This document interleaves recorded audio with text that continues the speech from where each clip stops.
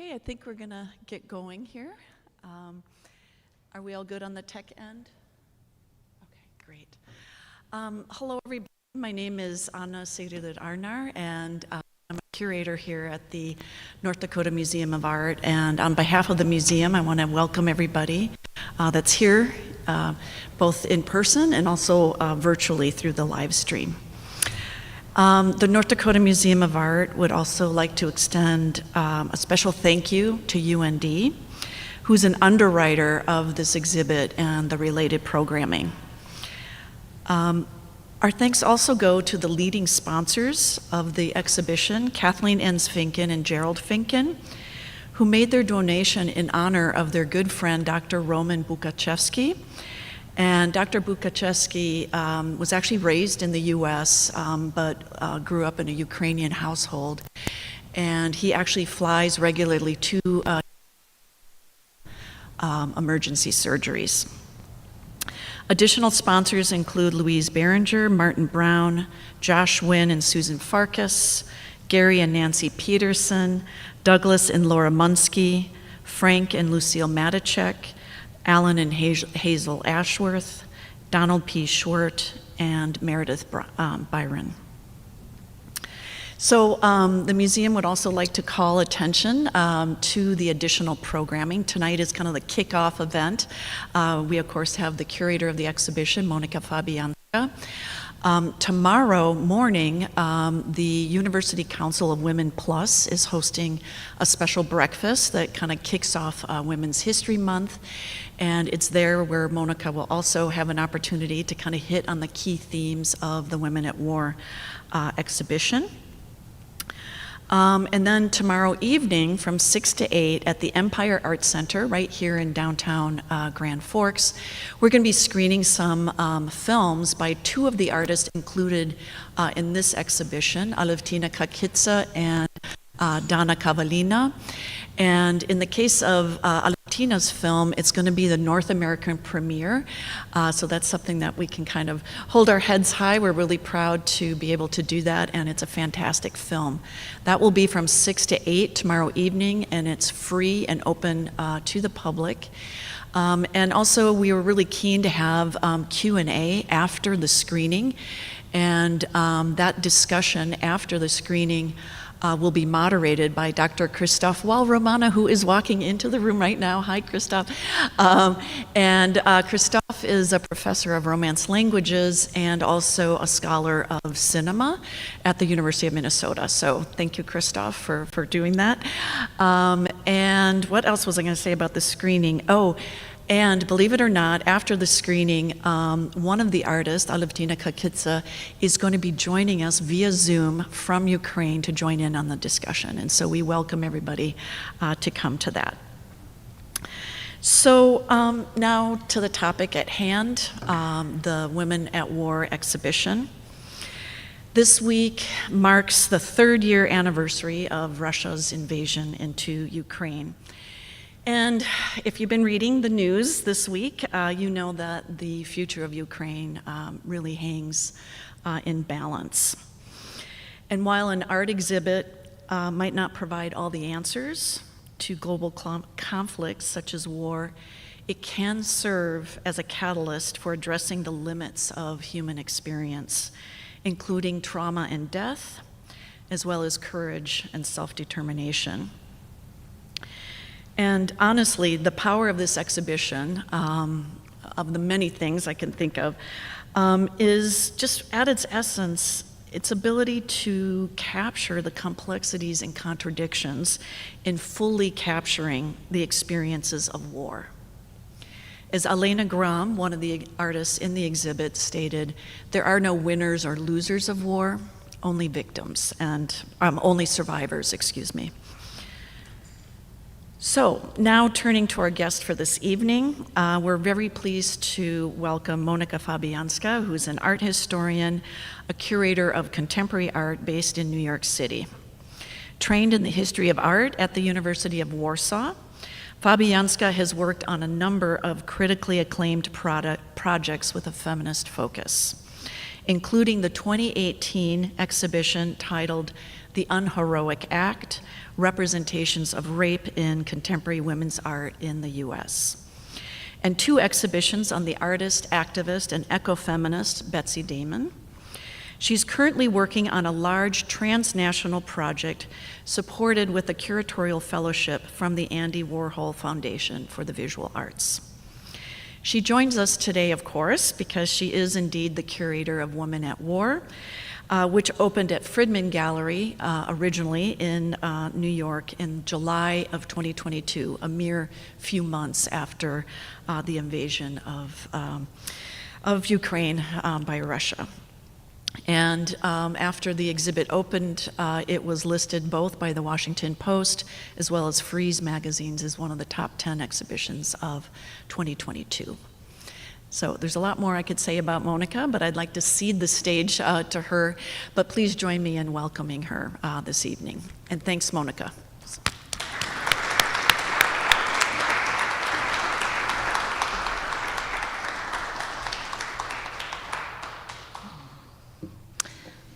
Hello. Before I start, how do I turn pages on the presentation? Do we have a little...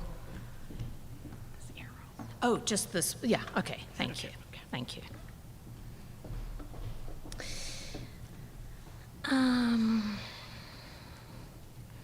First of all, can you hear me well? There is no echo in the back? Okay. Thank you so much, not just on my behalf, but on behalf of these artists for whom it means so much to be traveling with their works through the imagination of various audiences and communities in the United States.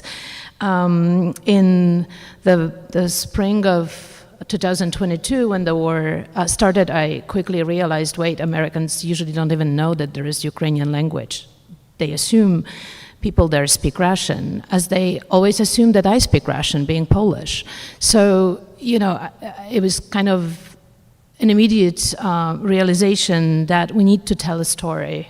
We need to bring something that would allow people here to understand why Ukrainians are even bothered to want to have their own statehood. And I never imagined that that would be my role.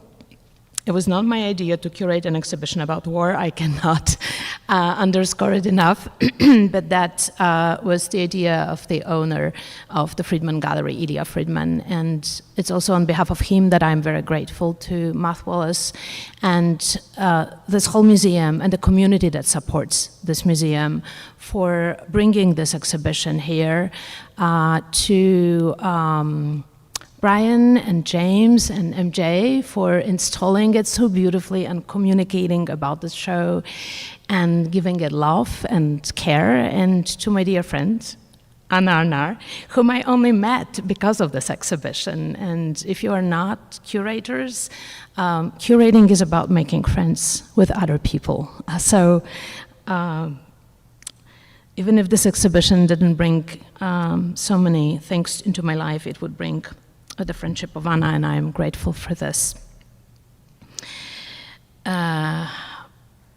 You're very, very, very lucky to have her here joining the team of this museum. So I will talk a little bit about like the 4 main points of the exhibition, and I will then try to explain what feminist historiography means to me and how I found it to be the main topic, potentially, that I see among works that were the most interesting among the works made during the war by Ukrainian women and that we decided to bring here. I don't claim that it's a universal reflection of women on wars. There are different wars, different societies, different histories, but I think it is a fruitful reflection that can bring us all into thinking, what if we could write the history of humanity differently, how could it look like? What could it be? So Women at War gathers together works by 12 artists. More or less half of the works that you see on the walls were made within the 2-3 months of the invasion, that is in the spring of 2022. And the other half was made in the 8 years prior, because in February, in the first days of March of 2022, when I was asked to curate the show, one of my first thoughts was, wait, even if I agree, how do I even do that? The war only started. Well, we in the West, even me, graciously forgot that the war was already going for 8 years. From 2014, when Russia cut off the Crimea Peninsula from Ukraine and then started the war in Donbas. And that was the war that was kind of going on in its persistently, but kind of silently to the West. And precisely because Donbas is so complicated and so complex, many works in this exhibition are made by artists who have roots in Donbas, who were born there, or who were displaced from there when the war started in 2014. And therefore, I hope that it sheds some information on what this war really is about. And as I said, war has been written in a peculiar way. Sorry, the history has been written in a peculiar way. It has been written and has been painted mostly by men throughout humanity's history of a few thousand years as we know it. The Bible is a good example. The Bible is a book of history, as well as it being a sacred text, right? And I tried to imagine, like, if you gave voice to women, what would we hear without expecting anything particular? What exactly they might have to tell us. This is a very good example, and I want to universalize this consideration, going beyond Ukraine, because I want to inspire you to think about other conflicts and about your own history. This is American artist Betsy Damon, and this is her performance that she made in 1979, titled Blind Beggar Woman, in which performance she plays the role of female Homer. Homer is the legendary author of Iliad and Odyssey, the main repository of Western myths. I say legendary because most probably there were several people. It's not written by one man. History has been originally passed down orally. Therefore, Betsy here is sitting on a stairs of St. Patrick's Cathedral on the Fifth Avenue in New York, and also on the stairs of the Federal Hall on Wall Street, and she asks passersby, "Tell me your story. Your story is important. Everybody has a story to tell."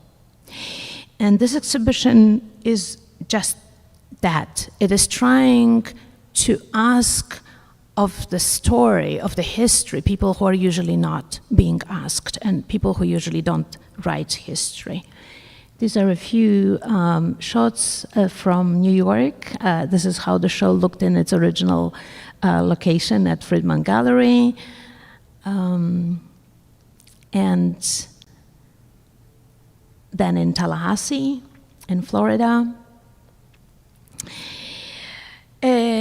Two more points that I want you to remember as main points for reflection for me. I want this exhibition to be the window into Eastern European feminisms, which are different, and I even talk in plural about Eastern Europe because there are different cultures too. Some countries were Catholic, some were atheists. That already is a difference. You can't even place Eastern Europe, the one bag together. But there is a striking difference between feminism development in the West and in the East. And this is not something that I want to talk here long because we don't have that much time. I will maybe talk during the breakfast tomorrow a little longer about this. But I just wanted you to be curious of that, maybe check the catalog. If I could summarize it very quickly, where the difference is, I would say that women in the East could work.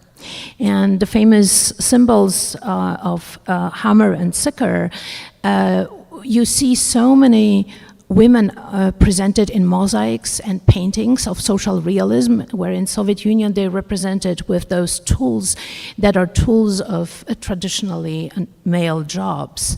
So they work on tractors, they work in agriculture, they built Kiev subway, and nobody ever noticed that we haven't yet seen a Soviet mosaic or a painting of a feminized man with a child in his arms. So that's the shortest story where the feminism is different. And what I mean by that is that while women were allowed into factories, they were working double duty. They were not helped at home. So they were very proud to be allowed in the public space, but they were still alone working at home. And also that admission to the public space was not full. Soviet Union was one of the first countries where women could had active elective role, meaning meaning that they could be elected to political functions, but they were never elected into high positions. Local, rural areas, yes, but not in big cities and not in the central committee, obviously. And finally, when it comes to these general ideas around the exhibition, when I was doing this very, very quick research for it, I realized that after the Euromaidan revolution in 2014, but generally in the whole 21st century, Ukrainian art was actively involved in discussing not only the history of Ukraine, but also historiography. How do we write our history? Who is allowed to tell it? And Ukraine was torn, like many other post-colonial states are, between its past, which was colonial past, and between its aspiration to belong to the West. And ideas are not torn, people are torn, societies are torn. Societies don't speak one language or one idea. And artists paid a very complex image of it in their art in Ukraine in the 21st century. So I thought this was a subject that we should bring to the United States. These are works by Vlada Ralko. They narrate the very first days of the Russian invasion in the February and March of 2022, and I said Soviet because, as you just saw, she uses symbols of this continuation of oppression of Ukraine from the Tsarist times through the Soviet period until today. This image refers to the bombing of the theater in Mariupol on March 16 of 2022. The theater, which was clearly marked with the word "Дети," which means children, and it was still bombed. This drawing, which I wanted but I couldn't bring for the show, also refers to the two-headed eagle, which is the symbol that is in coat of arms of Russian Federation. It's interesting, it was originally in the coat of arms of Constantinople, and when Constantinople fell in the 15th century, Ivan the Great took it together with the idea of Moscow being the third Rome. And then shortly for Soviet Union changed its coat of arms into the crops, but then in 1991 this came back. So what women show when they show their country at war? First of all, and obviously what you expect, they show the fate of women. And I will discuss a few artworks from this perspective. I will read a little bit, talk a little bit. When I read, it goes a little faster. We don't want to sit here until tomorrow, so it helps me. But I hope not to lose you, and I will comment as well. So one of the main subjects of this artist is the subject of a woman victim of the war, and what agency a woman has during the war. It's a very complex topic, and one of the artists who searches how to some way to bring subjectivity and agency back to women victims of war is Dana Kavelina, whose drawings you see here, and it's a little bit different selection that we had in New York, so I will show you a few different images than you see on the walls in the museum. So Dana focuses on women who were purposefully destroyed by rapes during different wars. And she considered rape not an accident that happens during the war, but actually as a part of the war machine from the very beginning, as intentional weapon. And as long as woman is inscribed in our minds as the motherboard of the nation, as long the rape is the weapon of the war. She analyzed, of course, what was going on. She worked with sociologists and with data and analyzed what was happening during this, by then, 8 years of war in Donbas. She also looked at historical events, 1941 pogrom of Jews in Lviv, done by the Germans and the Ukrainians. So she didn't shy from addressing some bleaker or darker, maybe, parts of her own history, which is always exceptional when people do that. She looked at the history of the deportations of Chechens in 1944. Not many Americans know of the program of forced deportations of various minorities within Soviet Union under Stalin. And those wars in 1990s and the 21st century often are the children of those deportations.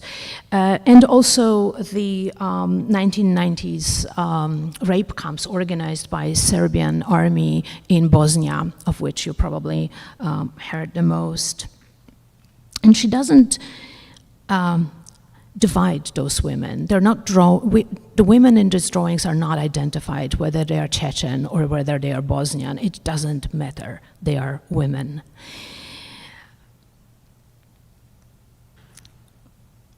She reveals the interconnections among war rapes, childbearing, and the concept of a nation in which a woman is seen as a vessel to perpetuate community defined by blood. In this drawing, we see a rifle and a vagina, and it includes a written title or comment that reads, "Nation," from Latin, giving birth. Natio, giving birth.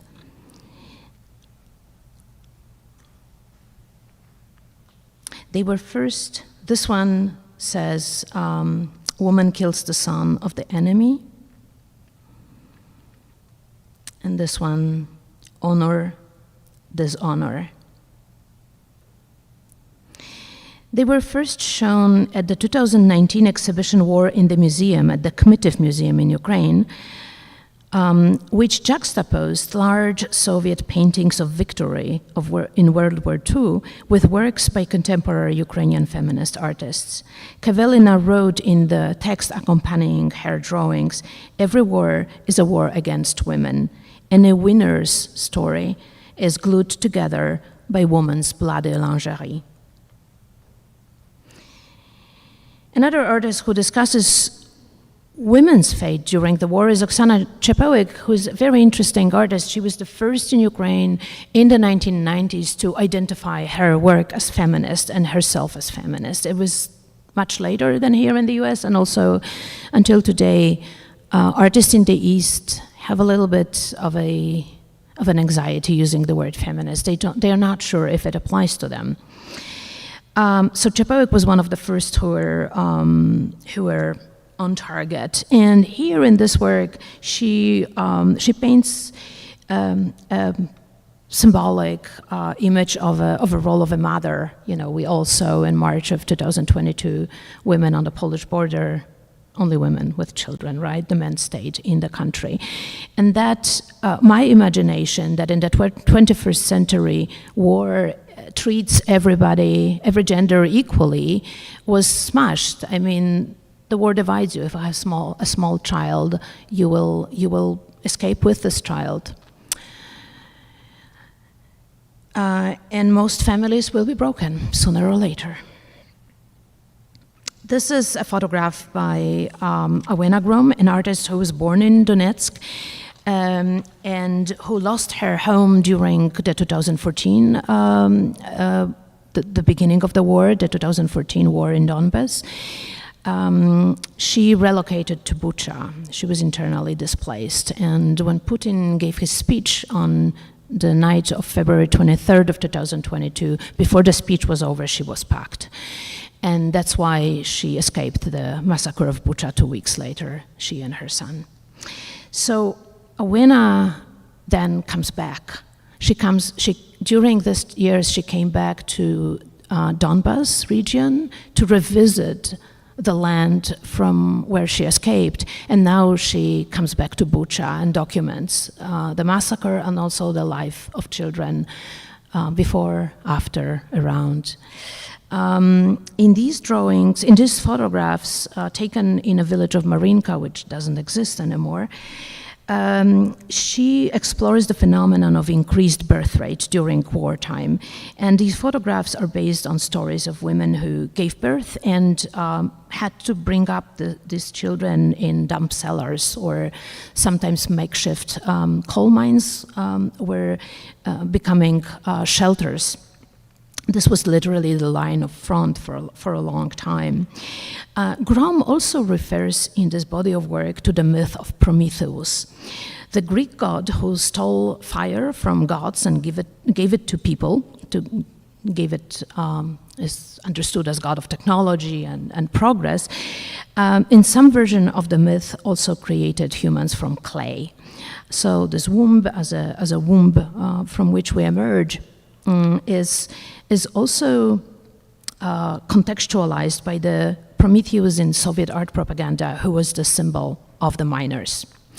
And of course, miners were glorified under Soviet Union. So in 1991, when Ukraine gained independence, coal mining and metallurgic output fell drastically in this area, pushing Donbass into strikes, into a series, a deep economical crisis. And with the outbreak of the war in 2014, as I said, many mines became hiding places and also makeshift, coal mines became bomb shelters. So another aspect that this artist turn our attention to is the history of painting, history of war painting, and the war education. One of them is Lesia Khomienko, whose paintings are behind me. What you see on the screen is one of her earlier works where she deconstructed socialist realist painting of the Second World War. Her grandfather was a painter as well, and she, of course, participated in the Second World War. So there is a family history of representation of the war and tackling with very consciously with a male what male eyes see and what they see and what women see. And the difference doesn't come from biology. Different comes from the social role that is given to people. And I will talk a little bit more about this in a moment. But it also, Lesia and the other painter in this exhibition, Anna Sherbina, they both also tackle with the history of hierarchies in painting. In Ukraine and also in Russia, the art academies still have very conservative education, and you are learned how to paint. You are taught how to paint realistically, and the hierarchies still matter. So throughout the history of Western painting of history was always on the top of the hierarchy. Then portraiture, only then genre painting and landscape, and in the very bottom of everything, still life. And these two artists take issue with those hierarchies, with those methods of training, with the fact that all of their teachers were male, and that there were certain prescribed forms of representing the heroism as representing war. This is the most personal painting that Lesia did. It's her partner, Max Robotov, a sound artist who is painted here, joining in his civilian outfit the territorial defense in March of 2022. Lesia is the only of these artists who found her way into the United States. She came in July together with Max rolled, the painting rolled for the exhibition, and she was granted a residency in New Jersey, and this is what she painted in July. That's what behind me. So throughout the first year, her painting was focused on the progression of disintegration of the human body that participates in the war, and of course, not only body, but also the mind. And this is the painting from December of that year, of 2022. So you can see as she closes on abstraction. Anna Sherbina, who I just mentioned, in the covered little watercolor are in the other room, which you are invited to raise and see, commented on the very particular style of European painting, which was in the 18th century following Napoleon's trip to Egypt. Everybody wanted to have ruins in their gardens, and everybody wanted to paint ruins. So there we are. These are the ruins of Donbass. This is the psychiatric hospital in, I think in Semenivka. And this is an airport, also in Donbass. It's interesting to know that she painted those taking part in humanitarian group SOS Vostok and their trips to support local communities in Donbass. And this sort of segment of works in this exhibition is where I find what I call feminist historiography. These works are no longer speaking about women necessarily, and that's where sort of I am the most interested, what women potentially have to say about war. Dana Kavelina, whose drawings we just discussed, the youngest artist in the exhibition, she just turned 30 last week, I think, explores perceptions of war outside mainstream narratives. Because there is no objective history, she says, quote, "The question is whom we empower to make the record." She proposes that history, which is told from the military, masculine, and nationalist viewpoint, needs to be rewritten in a way to capture the unimaginable complexity and intricacy of the historical process and preserve the multiplicity of voices. Such a structure, she writes, cannot be linear. It would rather resemble some kind of matrix. End of quote. Her profoundly feminist proposal has it that history should be written by a collective rather than be the record of winners. Kavelina's experimental film poem, Letter to a Turtle Dove, which you can see in this darkened space within the exhibition, comprises fragments of archival footage from Donbass since the peak of Stalinist industrialization in the 1930s all the way through the 1990s, as well as amateur footage from this war and also some animated fragments.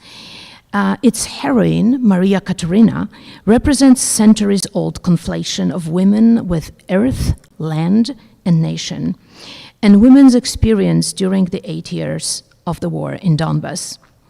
The Stream of Consciousness poem, read aloud by Dana, breathlessly recited by her, seeks to limn the woman's victimhood, the loss of agency, or if you wish, personhood, through the torture of repeated rapes, which drove women past the limit of humanness to only want death.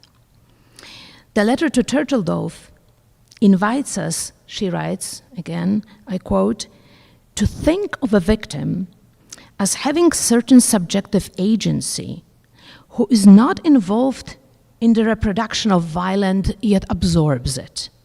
This is her strength. And of course, this is the most outrageous, pacifist concept of having agency in this world. But I've been thinking a lot about agency this past week, and her words are potent. Importantly, the artists use archival footage. You see some images stills from the video here, to take issue with the Ukrainian government's policy of decommunization. Following the Euromaidan revolution in 2014, the Ukrainian government passed the law of decommunization, and as a result, I think 50,000 villages and towns' names were changed from, Leningrad and Lenin Place and Stalin's Place and other leaders of the Soviet Union to local names, often in Ukrainian language. And also, I think, 1,300 Stalin sculptures in public spaces, monuments were toppled, together with the coat of arms, the symbols of hammer and sickle and other symbols that still carried the visual legacy of the Soviet Union in Ukrainian territory, in Ukraine. So the artists took an issue with this, a lot of artists did, started to protect some of those artworks and also protecting identity of their parents who lived through Soviet Union and for whom this was part of Ukrainian history as well. Which is a very, here how complex matrix Dana Kavelina is trying to tell us that she imagines the history of Ukraine to become. And she wrote that decommunization was a distortion of the past and dehumanization of an entire region of the country, arguing that the 70 years of Soviet history of Ukraine cannot be simply erased. She intended to provoke a public debate using found footage from various periods with hope that comparisons across time would lead to acceptance of a more complex Ukrainian identity. And then, of course, it's very interesting how what these artists say keeps changing over time. We had a very interesting interview already in New York in 2022, which is 2 years after this film was made. And we were talking about Dana's thoughts, how they change after the invasion, and how much of this utopian belief of complexity can be realized under the actual invasion and under the pistols and the guns and the tanks. And I remember she said, you can read this interview in Bomb magazine, she said, well, we have to have Ukraine first to be able to discuss what it could be. Another artist investigating the role of art in history, in creating history, and the role of who ponders on historiography is Evgenia Bielorusets, who is a social activist, photographer, and a very accomplished writer. Her books received many awards and were published both in Germany and here in the United States in translations.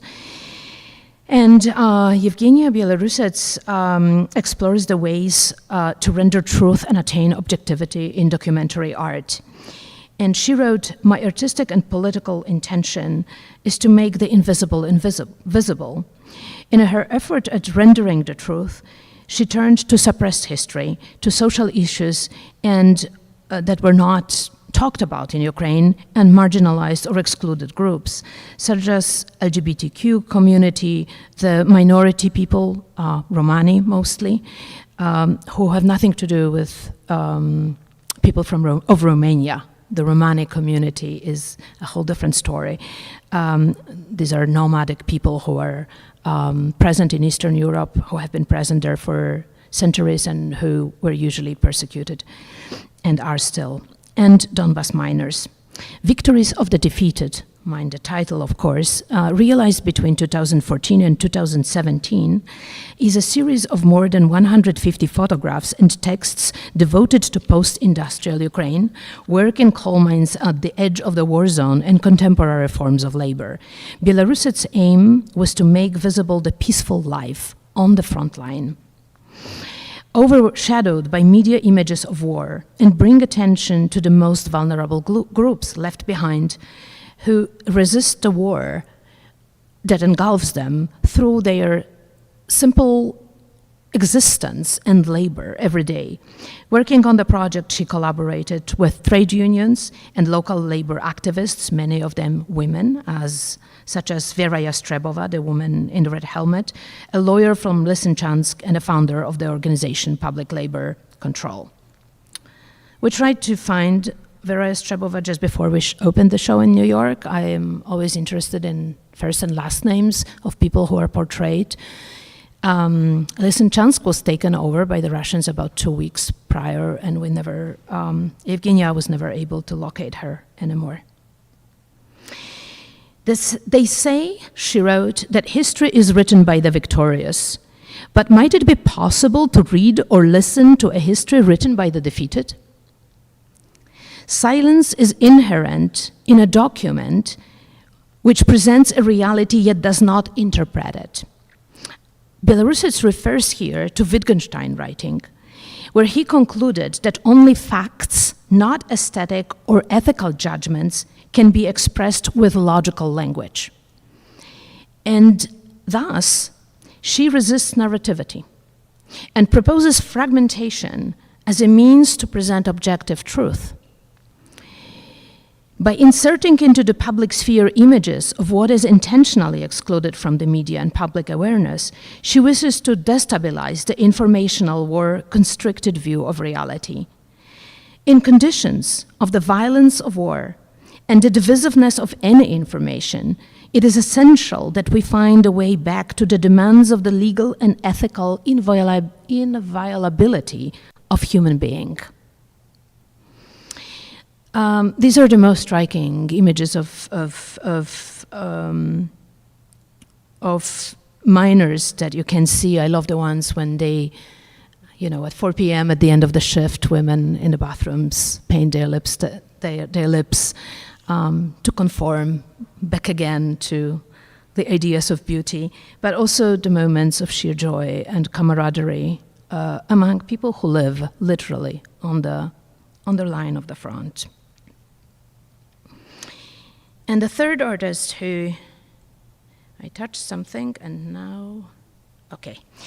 The third artist who I group in this small group of artists who are very, very vocal about feminist historiography, about how they imagine history to be written differently, is Alevtina Kahidze, whom Anna already mentioned. Her film will be shown tomorrow. Alevtina series of drawings, which you can see in the other room, with texts titled Strawberry Andreevna, was made between 2014 and 2019, a long 5-year period during which she had phone conversations with her mother, who stayed in Donbas, in a little town called Zdanivka, where Alevtina herself was born. Here we see her in the local cemetery. This was the only place that still had phone coverage, so that's from where she could call Alevtina, who lives in a place near Kiev. And the series cover all 5 years of everyday conversations and everyday happenings of the war, which sometimes are hysterically funny and sometimes are tragic.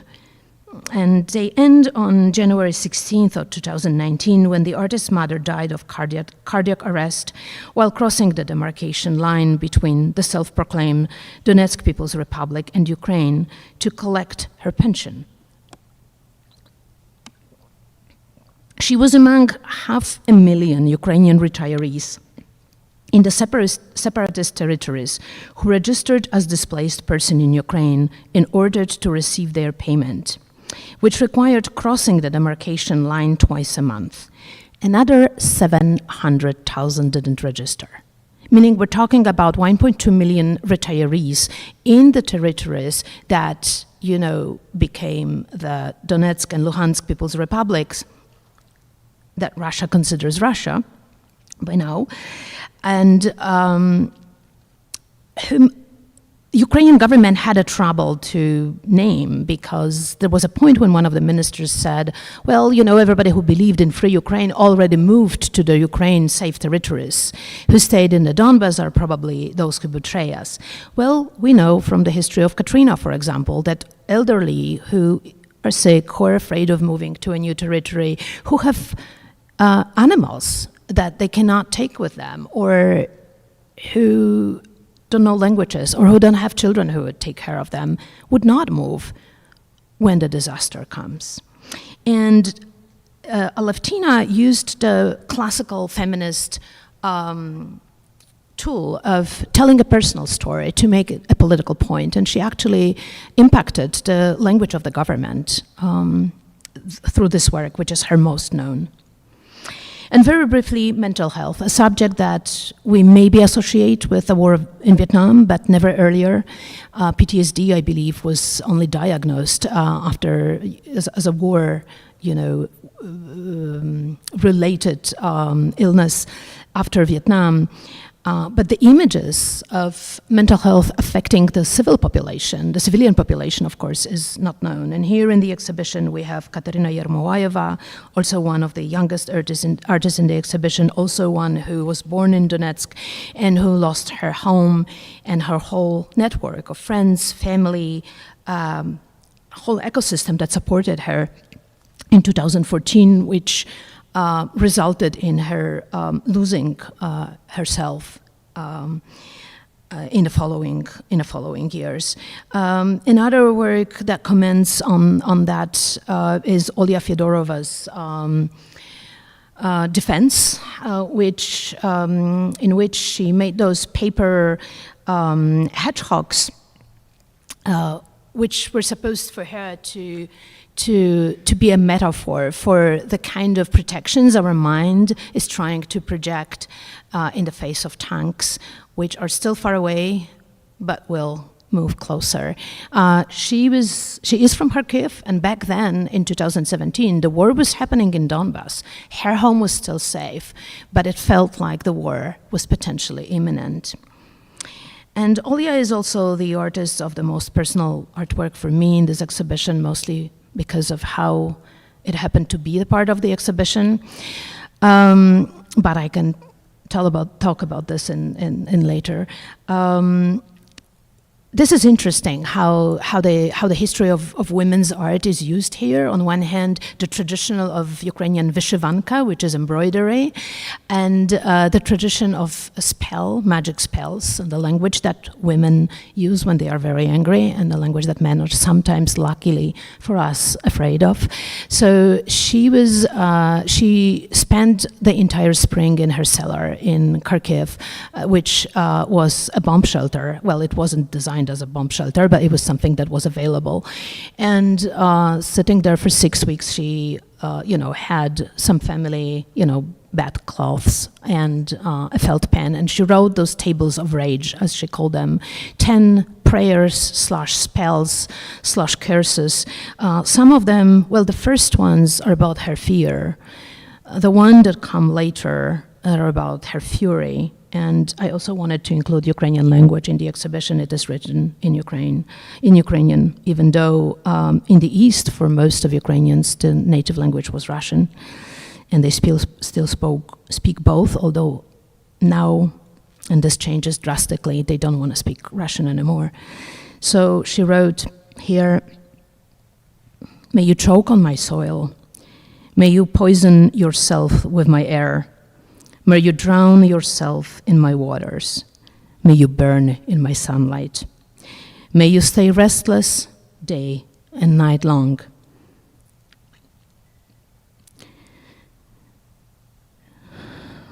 And may you be afraid every second." Which, of course, speaks to her fear that, I was in touch with her during all those weeks. I was in touch with all of these women. and I don't recommend curating exhibitions on war. Another exhibition that comes from a sense of being artists is not enough. What do we do? How do we become? How do we stay active? How do we act in defense of our mental health? Is Polyanica. Polyanica is a name of bread that is unpronounceable by the Russians. And because the whole Ukraine, and mainly Donbas, was infiltrated by the so-called green men, the people in uniform, they didn't have any identifying signs, so nobody could be sure whether they are from the Russian army or Ukrainian army. And the way to check it was to make them pronounce Polyanica. Zhanna Kadyrova is the best-known artist in this exhibition. She had already participated in Venice Biennial in 2019, and she's very well known for using these materials that use the traditional Soviet art materials to express the current moment. This is the market, the fruit market, that is all made from mosaic material, the ceramic tiles, cement, mirror, natural stones in the Venice Biennial. And I want to quickly comment on the last artist in the exhibition, and the only who is not a living artist, but a historical artist. I'm often asked, why would you include one historical artist? Well, I wanted to make a point out of the fact that the dream of Ukrainian independence didn't start in 1991, and it didn't start in 2014, and it definitely didn't start in 2022. Our Horska was an artist who was born in 1929 in Crimea, in Russian-speaking family. She she learned Ukrainian she taught herself Ukrainian. And she was active in the group of literati and artists who were called Шестидесятники, which translates into the 60 years. And you could potentially compare them to the beatniks, except the political context was a little bit more traumatic.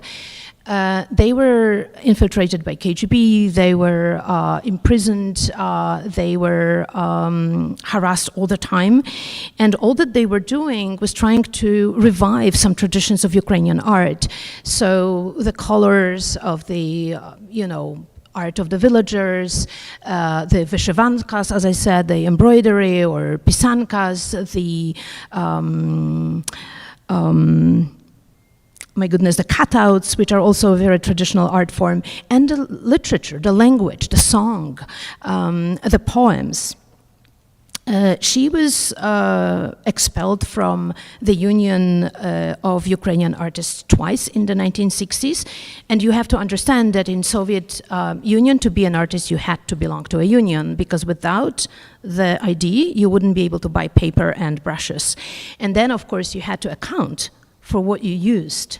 Therefore, it was very difficult to create clandestine art because you had to account for the material and what it served, creating what it served. So when she no longer could work in Kiev, she joined her husband, Viktor Zaretsky, and a group of artists who were designing mosaics in Donbas. I told you about Prometheus before, and I told you about mosaics before, and now we make a circle. This is a mosaic on the school number 5 in Donetsk, which was designed by our Horska, and it presents the miners and I don't know how you call the other profession. But what is really fascinating is also that after decommunization laws, Ukrainian artists had to protect those mosaics, and this is one of those that they managed to protect, and it still exists, I think. What is interesting that on one hand, these mosaics would depict the builders of communism, but on the other, they would depict those fantastic creatures of Ukrainian folk art. And you have the bird of the Hellas here, or called Boriviter, in a restaurant in Mariupol. It was done a year later in 1967. This is the right corner shows its date in July of 2022. I don't know if it exists. In 1970, at the age, Here is what we have at the exhibition here. In the same building with Boreviter, there was a deli, a store. And this is an original design of blooming Ukraine for that deli. And as far as I know, this mosaic still exists. This is on the left hand, you see it in the 1970s, and then in the 1990s, it was still a store. In 1970, at the age of 41, Horska was murdered, presumably by the KGB. Her mosaics, some of which were registered as protected monuments, as I mentioned, by Ukrainian artists in recent years. Yevgenia Belorusets and others were involved in this effort, are now being bombed by the Russians. Her activities paved the way for today's Ukrainian culture and independence, and her artworks inspire artists who try to reconcile the legacy of socialism with national culture. And to sum up everything that I try to tell you here, after the International Criminal Tribunal for the former Yugoslavia recognized war rape as a crime against humanity in 1993, and in the wake of the Me Too movement, wartime narrations finally include now rape as a weapon of war. Artists are aware that this kind of representation is, ironically, as liberating as it is dangerous for women, for women's agency. A careful reader of Linda Nochlin, the great American feminist art historian, might ask why representation of a woman as a warrior is missing from what I showed you. Perhaps because the victorious, glorifying images are only created after war's end. Or perhaps because Ukrainian women are wary of the problematic masculinization of women in the controlling and oppressive Soviet art. But Ukrainian artists do not seem to be seeking a mere reversal of gender roles in an effort to achieve equality. What they are after is dismantling the traditional narration of war and abolishing the idea of triumphant victory in recognition of war's total devastation. They focus on life rather than on military combat, and specifically on the fate and life of all those who are disadvantaged, forgotten, poor, excluded from the mainstream narrative. And this is their feminist contribution to historiography. Thank you.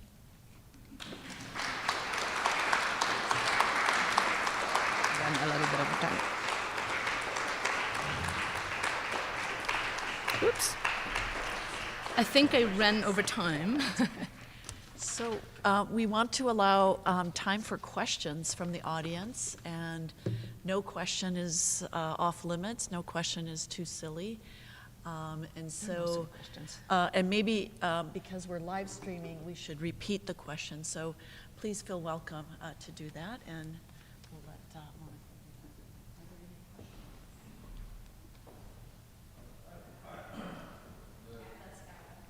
The quality of the work is exceptional.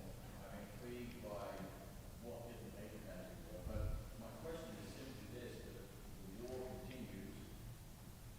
The stories that you're telling, the artists are telling here, are countering the global propaganda machine that almost promotes war.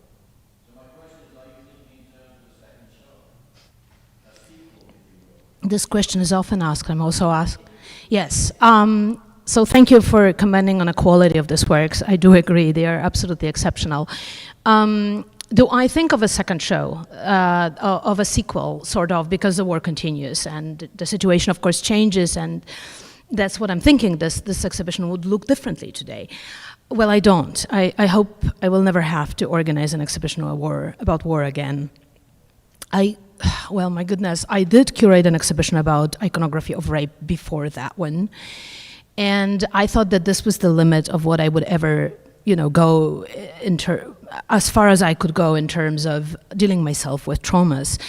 But they sort of come to me, and I'm the one who doesn't say no. But it is very difficult to go through such a process, and I think that somebody else can do that. So I hope not to have to do that. Maybe one of you will.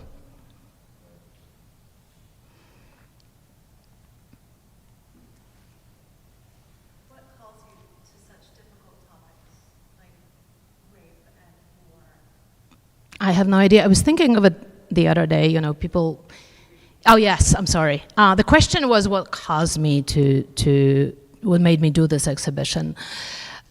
This was the idea of the gallery owner, Ilya Friedman, who's the owner of Friedman Gallery on Bowery in New York. And we had a contract. I was supposed to curate, a summer show. Curators are always asked to do summer shows for commercial galleries. This is an opportunity to, do something smaller, earn some money, give visibility to artists who we think this dealer should have an eye on. And this was a post-COVID period still, so I prepared a kind of very healing, very optimistic exhibition. And of course, the war started, and a week later, I still have this email Ilya wrote to me, would you consider, because he knew that I didn't inform the artist yet, that, we just discussed the final checklist, but I didn't invite them yet. So he asked if I could consider changing the topic of the exhibition and instead curate an exhibition about Ukrainian art, and I said, absolutely no. First of all, I don't curate Eastern European art because I've done it for too long in my previous life. So now I enjoy curating American art and Iranian art and international art and, women's art, from understanding all different feminisms. And I didn't want to be, cornered in where I come from. And also it felt so dreadful, as a feminist, as a pacifist, what do you have to say about war? I thought it was impossible for me to even grapple with it. I thought it was I couldn't find myself even facing that topic. And we had a very, very long conversation about this. And at some point, I suddenly saw a moral, an ethical urge in an art dealer in New York who was telling me that he must do that and that he needs me to help him. And I surrendered. I also understood that together we had a very, very unique opportunity to bring the best artworks. I mean, it started because of a Washington gallery. The best Kiev gallery they came to the United States to participate in Frieze Art Fair in Miami, and they got COVID. So they stayed here. And then it looked like the war may start, so they didn't go back. They had 2-year-old with them. And they end up in the United States, in Miami, with some of the works. So because they worked with Friedman before, they called him and asked, could you do a show of our artists? And he said, well, my program is all buttoned up, but I could ask the curator who's curating the summer show. And then also I said, well, you don't need a curator if it's just one gallery's show. You can curate it yourself. If I curate it, I have to come up with a story rather than with who these artists are represented by. So you would have to give me carte blanche. I will take some artists represented by this gallery, but I would need to fly farther from this.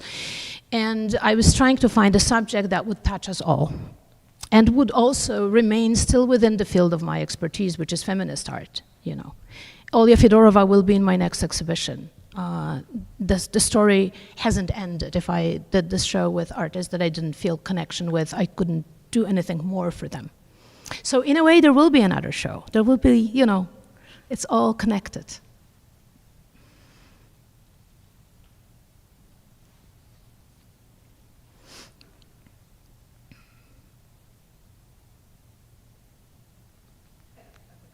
Yes? Did you say the youngest person in the exhibit is 13? Did I hear that right? 30. They were 28. Olya and Diana Kavelina, the author of the drawings and the film. Right. They were 28 when we opened the show in New York. One was maybe even 27. I can't remember which. Yes. Any questions?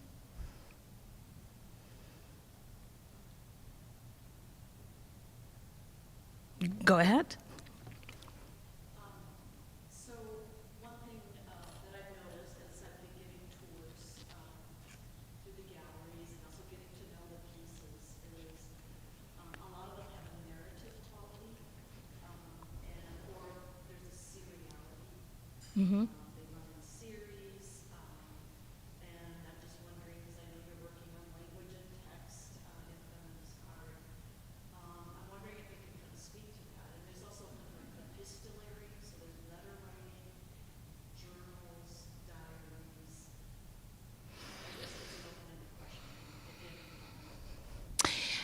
we can look into it in different ways. Oh, the question was about the narrativity. Anna says that a lot of these works are stories, that there is written language or that they tell stories. And she asked me about my interest in that. I don't know. I think that when I started to curate feminist art sort of in a more consistent way, I realized that it is not enough to just pick one artist as a token and say, oh, we have a famous artist now, you know, Yayoi Kusama sells for that much in the auction, and Louise Bourgeois is now worth that much.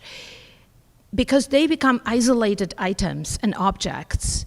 And I wanted to curate exhibitions that connect those objects with histories, the themes that interest women, that, you know, we're not that different from men, but we have different vantage points. You see different things, like if you can imagine people sitting in a car, an accident happening, those who are sitting in the back of the car will tell a different story from those sitting in the front, on the left side, on the right side. So if we divide society by roles that we play, some people raise children and teach them language. Their understanding of language might be, and syntax might be different to those who didn't have this experience, and so forth and so on.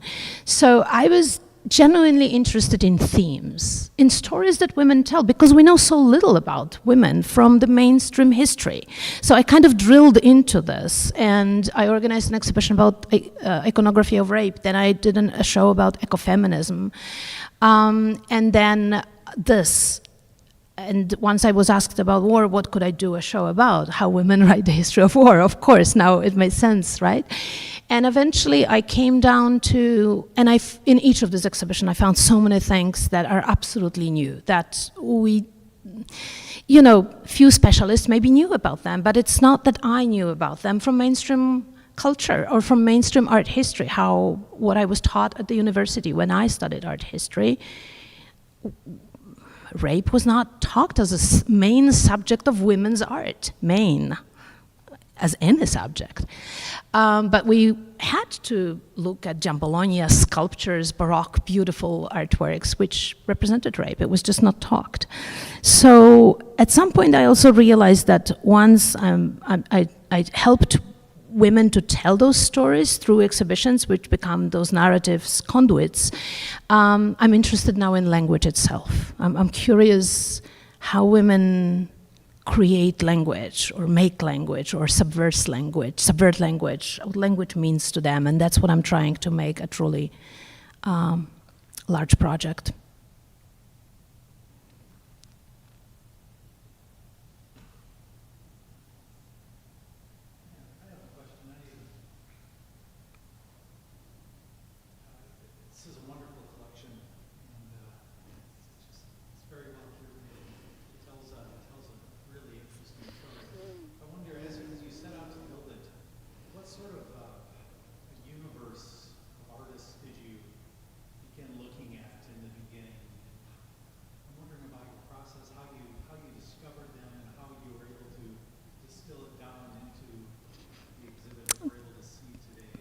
Question is about my research project. How did I come down? What body of art I considered, and how did I come down to this selection? So this was the least time that I ever had for any research in my life, of course. Our final conversation when I said, okay, I will do that, was on March 17th, and the show opened on July 6th, I think. So that's 3 months, right? And we knew that we needed to bring works from Europe. And one final reason why I thought I have to agree to do that was that I was scheduled to fly to Warsaw to see my family for Easter, and then from there to go to Venice. And I thought between Warsaw and also because of my previous job, I know everyone there. I could smuggle any artwork out of Ukraine, I believed, at least. So I thought if I go there and I go to Venice, where some Ukrainian artists will for sure be, between those two cities, I may bring artworks physically to the US. I could not imagine that a gallery would pay as much as it eventually paid for bringing these artworks, because it wasn't so easy to just bring them with you in a suitcase. That's not what actually happened. Although we brought Aleftina's piece in a suitcase. She brought it from Kiev directly to Venice, and we brought it to the US. But other works went, for example, from my mom's hands. She was our registrar in Warsaw, so it's a very personal story. But the research had to be very fast. What I did first was checking what Ukrainian artists were presented in the West already, like who was shown in London, in Berlin, in Venice, and I was shocked to see that very few artists were shown at all internationally, more in Poland. So I zeroed on Poland. I looked at what curators curated whom, in what exhibitions, what artworks. You just go through the history of museum exhibitions to get some ideas. Venice, of course, but Venice is, each country has its own pavilion, so it's sort of self-curated. I was interested in what was already filtered, because I knew that I don't have time to study the whole history of 21st art in Ukraine. I don't have that much time. I have 3 weeks before going to Warsaw. I had to have the checklist ready, which is under 3 weeks. So, and there are fantastic publications that are available, and they were also available online. Most of them actually translated into English, so I can read in Ukrainian, and I can read, of course, in Polish. So between those 3 languages, I read whatever I needed to read. Fantastic critical literature in Polish art magazines. That was a great source. Then Ukrainian books, I eventually got my hands on them. Foundations, which already had some names. So, there was a new also resource, which is called Secondary Archive. It is an initiative of Katarzyna Kozyra Foundation in Warsaw, who is the most famous Polish feminist artist. And they started to publish, they created a bank that is available online. You can all check it out. It's called Secondary Archive of Eastern European Women Artists, historical and contemporary, and they slowly go forward. I think this or last year they announced their Belarusian parts, for example. And Ukrainian was done just before the show, so that was another important source for me. And I combined all of these 4 sources. And what is interesting, I think, to know is that I put down 3 artworks for each artist that I wanted. I made a little longer list of artists just in case we don't get what I think would be the most interesting. And then for each of these artists, I selected 3 artworks because I didn't know where these artworks were, or whether I would manage to get them, or maybe they're owned by some museum and we won't be able to get it on loan, or whatever, or they're destroyed maybe by now. And then, I contacted all of the artists before going to Europe, and we started to advance like how these works are going to reach New York within 3 months. No international shipper was active in Ukraine, no flights, nothing, right? So in the end, the exhibition, so each artist I had A, B, and C. What you see are all A's. All the works that I wanted from the very beginning. The exhibition has no compromise, no nothing. It's all the A's are here. With some works that haven't been created yet. Lesia made this in March, late March, the painting of Max. And I saw it in Warsaw, where she was in emergency residency at the Ujazdowski Castle. I saw it on the floor and I said, could I include it? And she said, no way, it's what I have of Max. He went to Donbass. I said, you think about this, and I'll think how to bring it to New York. So.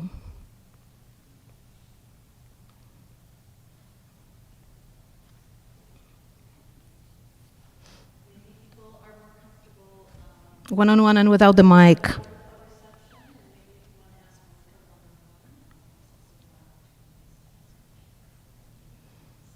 Thank you for coming. Thank you very much.